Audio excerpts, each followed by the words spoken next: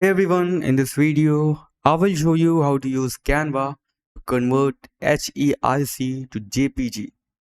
Now, if you find this video helpful, a like and subscribe would mean a lot. Alright, let's dive in. Now, first of all, let's open Canva first. Now, just click on Upload right over here and click on Upload Files and upload your HEIC file over here.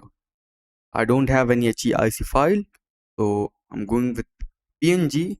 For example, just open your HEIC, upload your HEIC file in Canva, and after that you will see this option. Just click on Edit Image.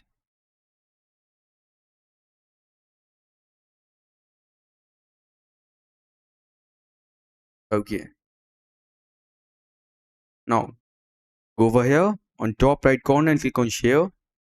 Click on Download, and under click on this drop down arrow and select JPG,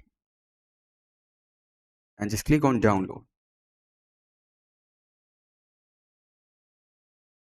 As you can see, your file is downloaded and it is converted from HEIC to JPG. So that's it for the video. That's how you can convert HEIC to JPG. Thanks for watching.